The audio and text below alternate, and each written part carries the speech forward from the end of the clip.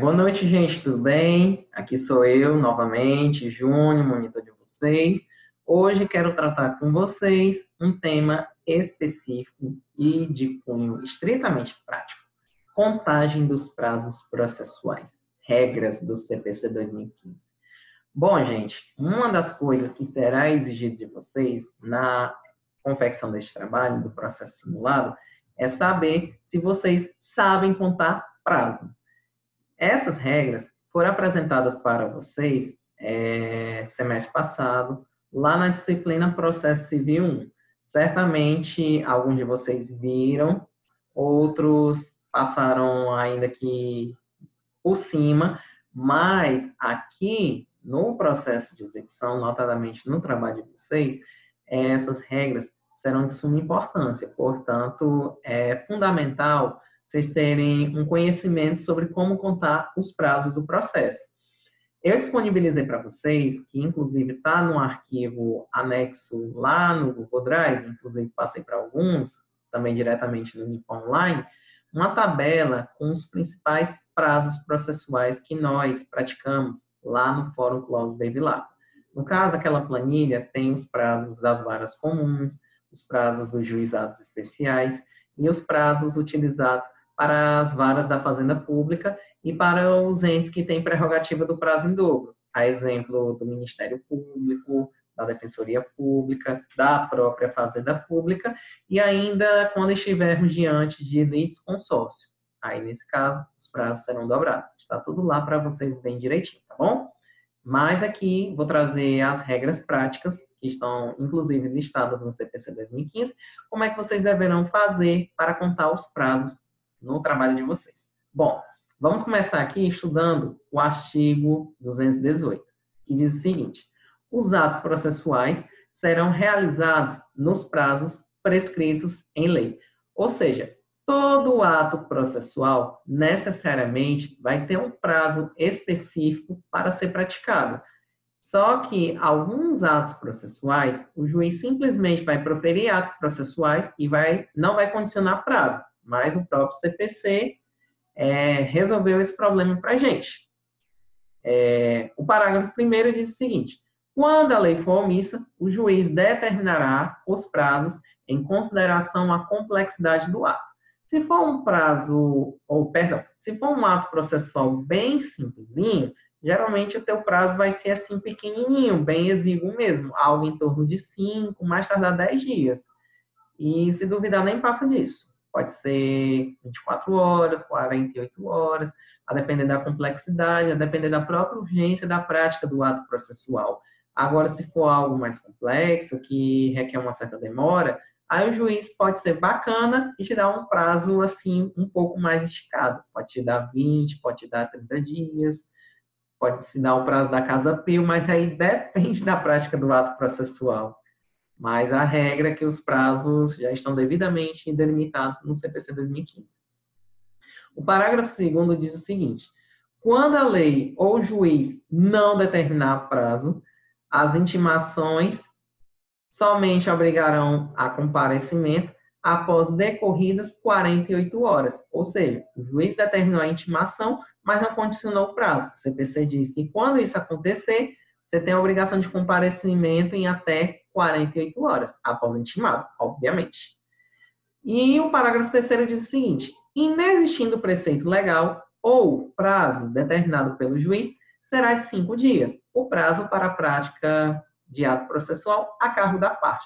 Na maioria das vezes, quando o juiz não coloca esse prazo, quando a gente lá na Secretaria Judiciária recebemos os despachos do juiz e não tem prazo, a gente já sabe, cai na regra do 218, parágrafo 3º, 5 dias. Agora, se for aqueles entes que têm prerrogativa do prazo em dobro, que no caso, Ministério Público, Defensoria Pública, Fazenda Pública e litisconsórcio. Aí, nesse caso, 5 dias não, vai ser 10 dias. E será considerado tempestivo o ato praticado antes do termo inicial do prazo. Ou seja, o juiz nem te deu o prazo, mas você já se adiantou em cumprir o que ele queria, não tem problema. Esse ato não vai ser considerado intempestivo. Pelo contrário, é considerado tempestivo, mas aí corre o instituto da preclusão temporal. Ou, perdão, preclusão temporal não, preclusão consumativa. Por quê? Você consumou o ato. Se quiser retificar, infelizmente não vai poder mais. Uma outra regra de suma importância, que está aqui no 219.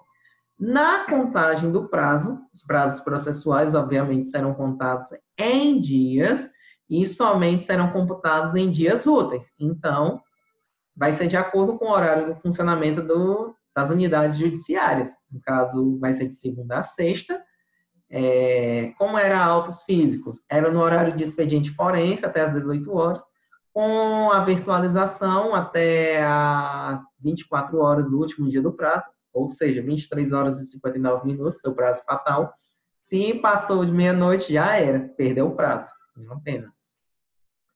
Exatamente. Esse regramento dos 219 aplica-se somente aos prazos processuais, porque alguns prazos que são praticados no processo são prazos do direito material. Aí vocês vão encontrar notadamente na legislação no Código Civil, que rege subsidiariamente o Código de Processo Civil. Mas quando se trata de prazo processual, aí a regra, contagem dias úteis. Vai ser desconsiderado os sábados, os domingos, os feriados, ou quando houver redução de expediente por portaria. A exemplo do carnaval ou da quarta-feira de cinzas, tecnicamente é dia útil que a gente trabalha, mas não conta prazo, até porque o expediente foi reduzido por portaria. Então, quarta-feira de cinzas, a gente não conta prazo. Carnaval, não conta prazo. Feriado de Tiradentes, não conta prazo. Se o porventura o fórum publicar uma portaria suspendendo os prazos, não conta prazo. Inclusive, nós pelo menos estávamos vivenciando a suspensão dos prazos processuais desde o dia 18 de março, quando saiu a portaria lá do Fórum Cláudio Bevilacqua, suspendendo todos os prazos processuais em razão do momento pelo qual estamos vivenciando, que é a pandemia da Covid-19. Mas já saiu uma nova portaria e hoje os prazos processuais, mesmo com a pandemia, já foram retomados. E então, a partir de hoje, os prazos processuais todos voltaram a correr, tá bom? Uma outra regra de suma importância, talvez vocês nem utilizem, mas como obrigação minha como monitor, eu trago para vocês. Suspende-se o curso do prazo processual nos dias compreendidos entre 20 de dezembro e 20 de janeiro. Isso aqui, gente, é o nosso famoso recesso judiciário. Para alguns, é conhecido vulgarmente como férias do advogado. Ou seja, durante esse interstício de tempo, os prazos processuais estarão todos suspensos. Ainda que o fórum volte a funcionar após o dia 6 de janeiro, até o dia 20 de janeiro, nenhum prazo processual será contado, permanecendo todos suspensos, tá bom? E deixa eu ver aqui se vale a pena. Aqui no 221, basicamente, traz o regramento da suspensão dos prazos processuais quando temos aqueles mutirões no fórum, notadamente Semana da Conciliação, a Semana da Mediação e outros eventos que estão previstos pelo CNJ, aí nesse caso. Ou um outro exemplo, uma inspeção interna no âmbito das unidades judiciárias, também é outro fator que suspende prazo processual, que está aqui relatado no 221. Só um pequeno detalhe, gente, que muita gente boa acaba se equivocando, é com os termos suspensão e interrupção dos prazos processuais. A suspensão funciona da seguinte forma. Vamos imaginar aqui um determinado prazo processual de 15 dias, ele começou a ser contado, passou o primeiro dia, passou o segundo dia, passou o terceiro dia. Aí veio algum fato suspensivo, saiu uma portaria do fórum, por exemplo, suspendeu o prazo. Por quanto tempo? Pelo tempo que for fixado, mas fica suspenso. Passado o período da suspensão, o prazo volta a correr. Vou começar a contar tudo de novo? Não. Já se passaram 3 dias, então vou dar a sequência. 4, 5, 6, 7, até o último dia, 15. Acabou o prazo, certifico o decurso de prazo, se for o caso, ou então as partes já terão praticado o ato processual, cujo qual foram determinadas pelo magistrado, seja numa decisão interlocutória, seja no despacho ou mesmo na sentença. Isso é o Instituto da Suspensão Processual. A interrupção é um pouquinho diferente. Vamos imaginar a mesma situação prática.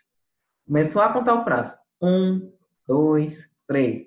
Aí, por algum motivo, veio uma causa de interrupção do prazo. Interrompeu os prazos, tudo e tal. Quando passar essa causa de interrupção, aí, nesse caso, aqueles 3 dias que começaram, já era, perdeu. Eu vou ter que começar tudo novamente. 1, 2, 3, 4, até o último dia. Isso é o Instituto da Interrupção Processual. Portanto, muito cuidado. As hipóteses, vocês vão ter que dar uma pesquisada lá no CPC. Não tive tempo de trazer para vocês, né, porque realmente está muito espalhado. Mas eu estou trazendo isso apenas a título de curiosidade. No âmbito da execução, certamente, no máximo que vocês vão pegar é uma suspensão. Interrupção, nunca vi na minha prática processual, e olha que já são 8 anos. Então, dando continuidade aqui.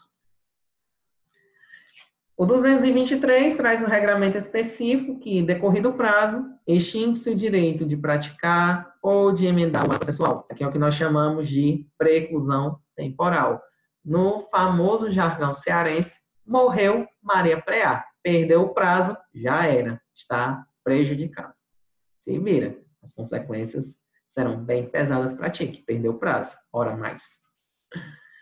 E a regrinha mais importante, no âmbito do processo civil, salvo disposição em contrário, os prazos serão contados, excluindo o dia do começo e incluindo o dia do vencimento. Vamos supor o seguinte, teve uma intimação processual, foi feita hoje. Começa a contar hoje? Não. Hoje é o primeiro dia, mas de acordo com o CPC, esse primeiro dia está excluído. Quando é que eu vou começar a contar o prazo? No dia seguinte. Então, e quando é que vai ter? E o último dia será incluso no prazo processual. 10 dias, 15 dias, 20 dias, 30 dias, prazo que o juiz der. Aí, nesse caso, excluo o primeiro dia, incluo o último. Isso é muito diferente no âmbito do processo penal. No processo penal, não. Por exemplo, se no âmbito do processo penal foi praticado um ato processual, hoje, dia de hoje, começa a contar. E o último dia é desconsiderado. É uma lógica inversa. E mais, no âmbito do processo penal, não é contado em dia útil, não, viu? Dia útil não, é dia corrido mesmo. Por quê?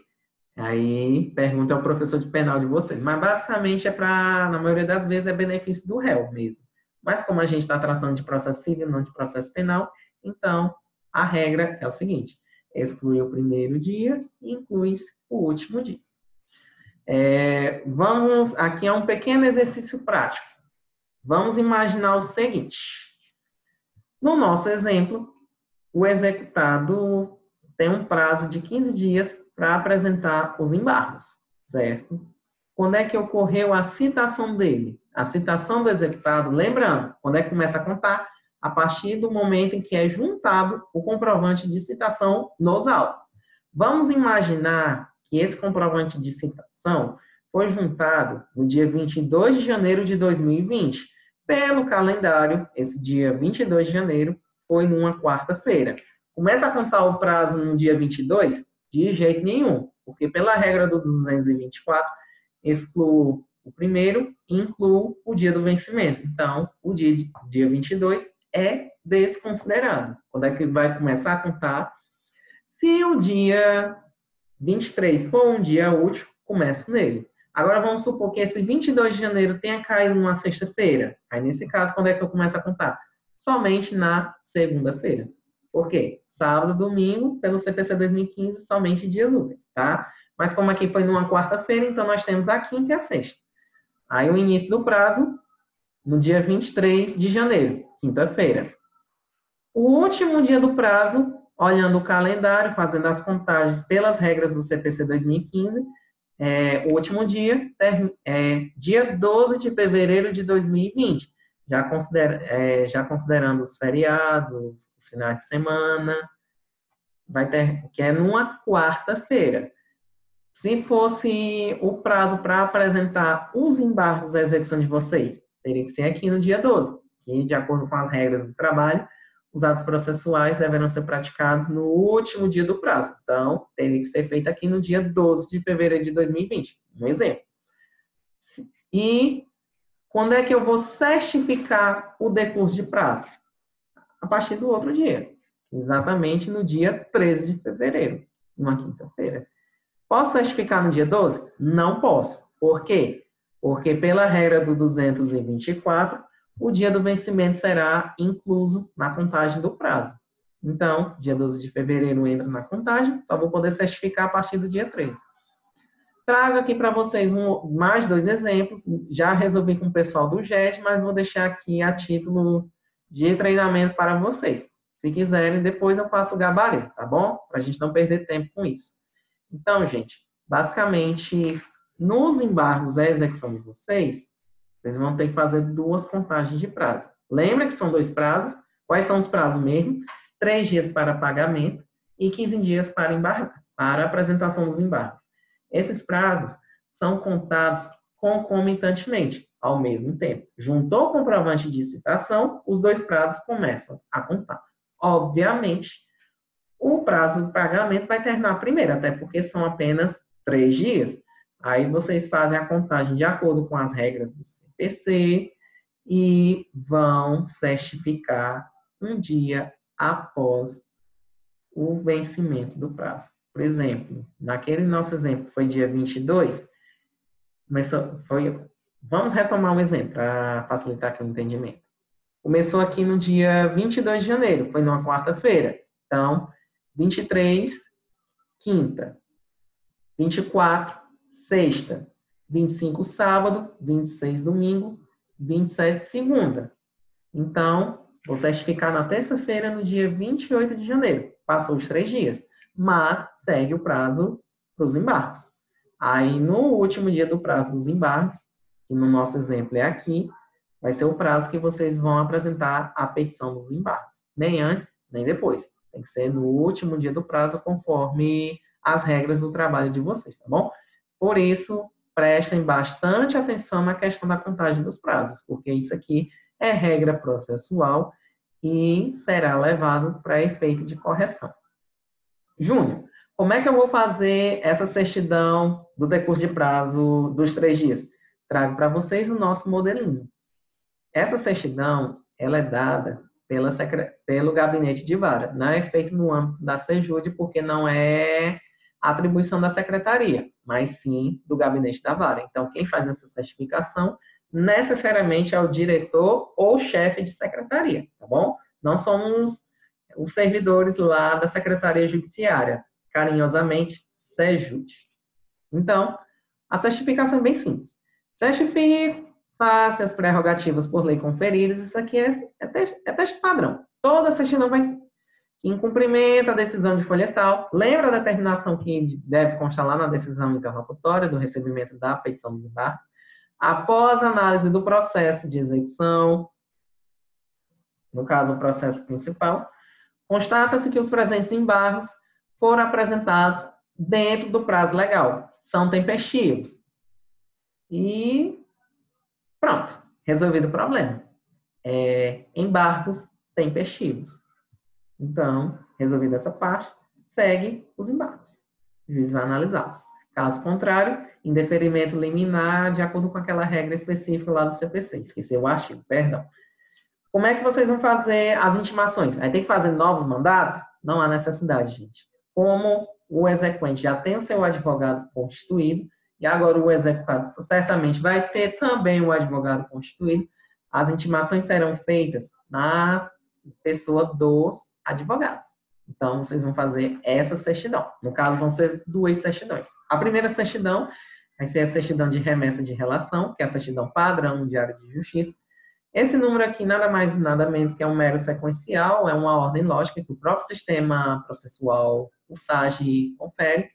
O texto dessa certidão vai vir basicamente o nome dos advogados, tanto do advogado do embargante, quanto do advogado do embargado. Se vocês quiserem especificar, não tem problema, pode especificar. Forma do ato, Diário de Justiça, teor do ato, mera cópia do ato que vai ser publicado. Seja um despacho, seja uma decisão interlocutória, ou seja o dispositivo da sentença. Basicamente, mera transcrição. Aqui é a certidão de que a secretaria fez o expediente da intimação, mas não basta fazer o expediente, ele tem que ser publicado. E eis o teor da nossa segunda certidão. Passei o modelinho para vocês. Basicamente, funciona da seguinte forma.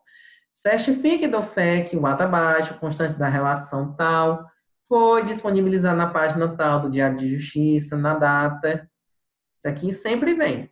A data em que houve a disponibilização das intimações via Diário de Justiça.